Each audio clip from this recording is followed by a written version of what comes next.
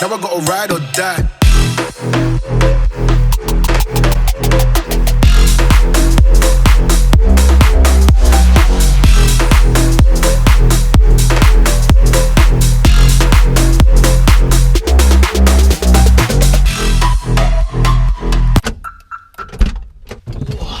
Right guys, welcome back to the channel. A bit tilted there actually, look at this.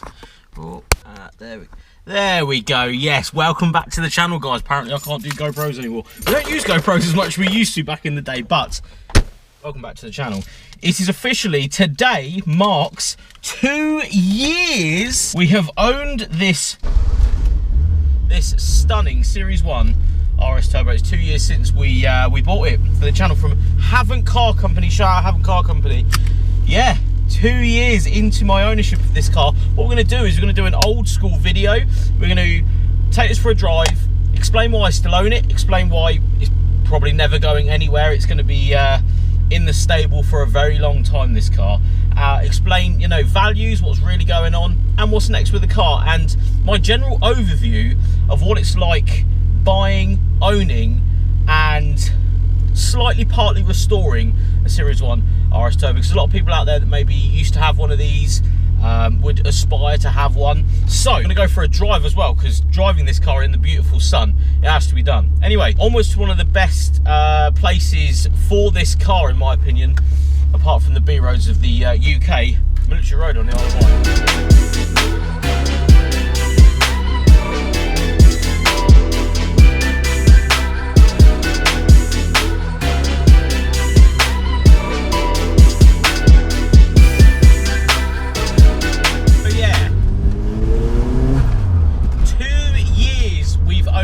Car, 2 years of memories, of time spent with this car. Saying hello to a salesman there that loves the Series 1. So yeah, 2 years we've had this car, 2 years of enjoying it. Sorry the window's down, you know, audio might be a bit funny today, but 2 years, 2 whole years. Look guys, I could keep a car if I actually like it. I only sell cars on the channel that either are doing bits, you know, in other words, doing bits for the channel, not necessarily for my personal self. So a lot of channel cars, not personal cars, have obviously come through the channel. You guys have seen, you know, and experienced those cars and hated me for selling them. And at the end of the day, they were there for content, not for personal use and personal reasons. This one is a personal car. You know, the intention of buying this in 2020 now, during the pandemic, was that it was not for sale. The story goes the car was not for sale. Guys may or may not remember. And I was looking for a Series 2, a red Series 2, because I put a video up explaining that I thought that, you know, the right time was to buy one now, during this sort of weird time of the start of the pandemic. I felt like people were trying to sell cars, car sales was a bit funny. People were trying to get rid of cars, get out of cars, so you didn't know where stuff was going. So bargains could have been had. Not saying this was a bargain, because it wasn't, because none of them are, in my opinion. They're a very expensive asset. But I was looking for a Series 2, and I'd shot this car twice or 3 times for the channel prior to me actually owning it. And in the video about the Series 2, I sort of said I'd love to own something like this because of what they mean, because of the era they come from, because of, you know, the cool factor as well. And I'd driven a fair few of them, Series 1s and Series 2s, so I knew what I was getting myself in for. Then Mark, the owner of this car, if you guys remember, he come to me and sort of said, mate, it's for sale to you. It's not actually for sale whatsoever, but if you would like to buy it, it's this much. I was like, that's out of my price range, sorry, but I can't do it. Then he come back about, you know, 2-3 weeks later and said, listen, I've had a think and I'll take this for it. I didn't bid him on it, didn't ask, you know, for an offer or anything. And it was more of an achievable budget that I was setting in my mind for a car like this. Not saying it was cheap, because it wasn't. They're not cheap cars.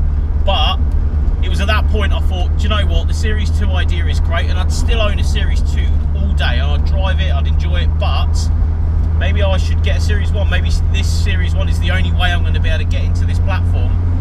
And yeah, I went, do you know what, mate, I'll buy it. I didn't even look at it, because I knew the car, I knew the owner, I knew this car, I'd driven it multiple times.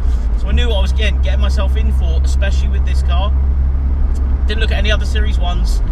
We got it. Havant Car Company helped me pretty much source it in a sense that it wasn't for sale, but we made it work. They went and collected it because of COVID, and then I went and obviously picked it up from them because they're only over the water. They're about 20 minutes away from me from Southampton, so, well, Portsmouth way. So it meant that this was achievable, and then it was on the driveway. During the first couple of months, I'm not going to lie to you guys, I didn't gel with it as much as I wanted to. I did enjoy it, but because of COVID, because of the pandemic, I couldn't get out and enjoy it as much as I seriously wanted to. I didn't debate selling it. I didn't debate, you know, thinking, oh, this isn't the right thing to do, but it did cross my mind, that's a really, really expensive asset. What am I going to do with it if it all goes down to the pan? You know, what about if YouTube is the next thing to go down? What about if, you know, things happen, pandemic, job losses, people not having enough money to buy stuff? You know how it is. And that's a reality from a personal point of view. For a lot of people out there, I feel like you might have the money to do this, you might have the money to buy your dream car, an asset or whatever, but keeping it throughout your life, throughout, you know, pandemics, through children, through this, through that, that's the hard part. It's not the buying, it's always the keeping, the maintaining. Not necessarily the maintaining of the car, but the maintaining of your life. Because there's so many other things I could do with the money that's sat in this car, but I won't do it because I really enjoy it. I enjoy this car. So yeah, start a couple of months, it was good. I enjoyed it, but I couldn't enjoy it as much as I wanted, and I was just like, oh, it's so annoying. Then, of course, everything started opening up. Everything started to go back to normal life, and I began to understand why I bought this, why it was something on the driveway in the garage that I could jump, key, drive, everything. And that was our idea of this car. It was something that I could jump in and drive. So the ownership side, it always kept that idea in my head that I never wanted to fully restore the thing. I want this to be a driver. I want to drive it as much as I possibly can. I want to put as many miles on it. I want to spend as much time in the driver's seat, driving, cruising, abusing, everything as physically possible in this car, because that's my biggest want to do with this car, is drive it. I don't want to really nut and bolt restore it. I don't want to put fancy different wheels on it. I want to just drive it around and enjoy it for what it's, in my opinion, my intended purpose of buying it.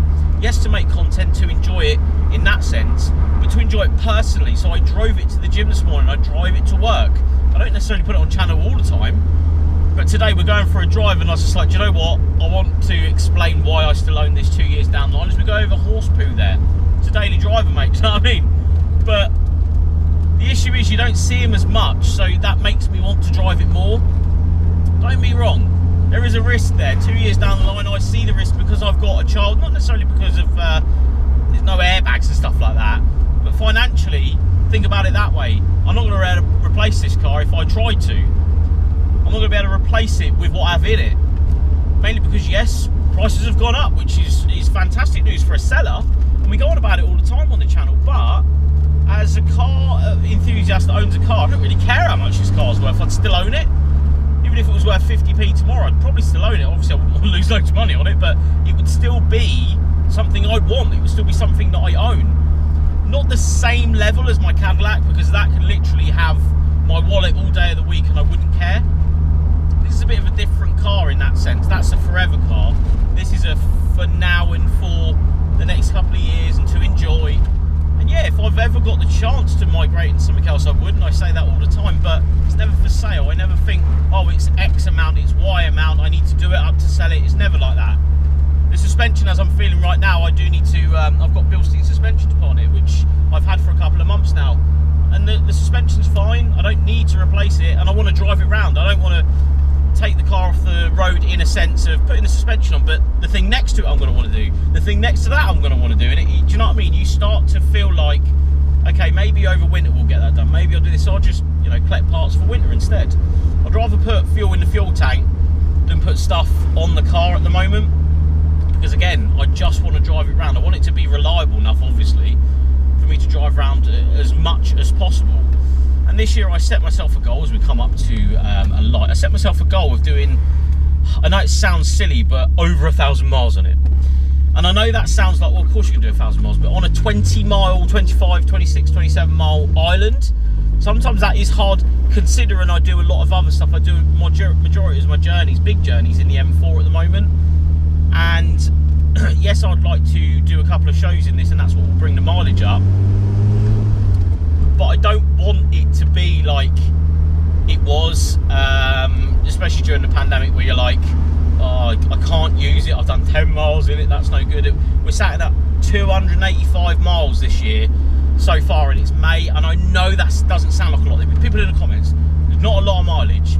It is for a second, maybe even third car at the moment, on an island, on a 20-30 mile island. That is a good amount of mileage, because there's not a lot of places to really take this unless you're going really far. So fast forward, past all the blabbing there, you know, when we did a few bits of this through Motor, and I noticed that the front end needed a bit of work, and it meant that, you know, the car went away, and what we thought was a little bit of work turned into relatively major work on the front end. Something that, of course, I'm not saying isn't going to happen again, because it will. There's other stuff that I want to get done, but I'm happy with the way it's sat at the moment. So, glossing past things that I want to do to it, how does it actually make me feel? Well, again, as I've already said, there was a period for about, I'd say 6 months into me owning this, I was like, God, that's a lot of money. It's the most expensive car I'd ever physically bought, and I was so worried about everything. It started eating away at me, and I'm so glad I didn't. Obviously, you guys would not have appreciated it, but I'm glad I didn't say, do you know what, I might have to move this on now, just in case everything goes wrong. And I'm so glad I didn't, because I am now one with this car. That sounds so stupid, but like, this is my car now. The M4 isn't my car because I don't enjoy it in the same way.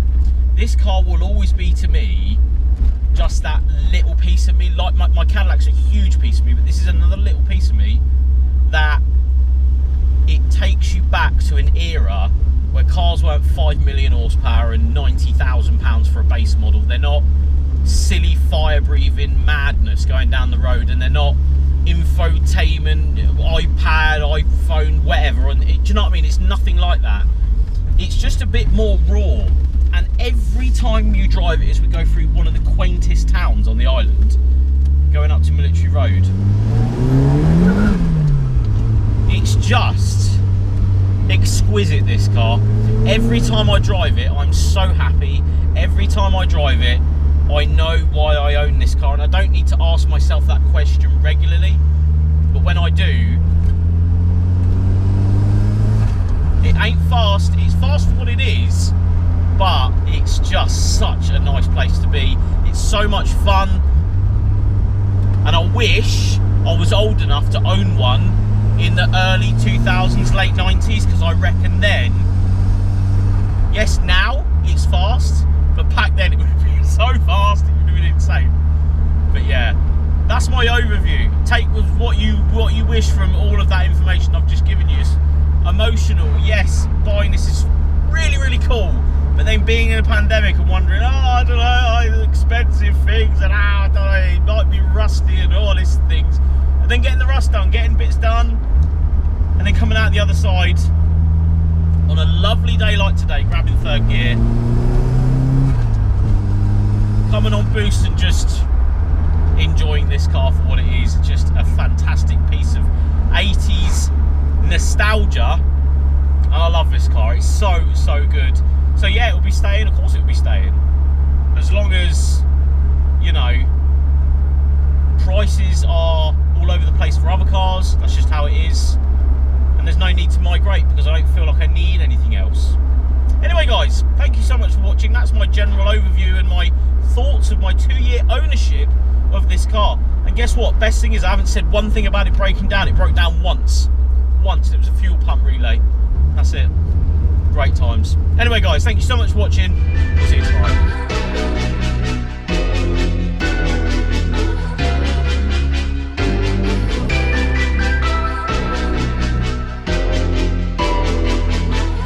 Ryan Little.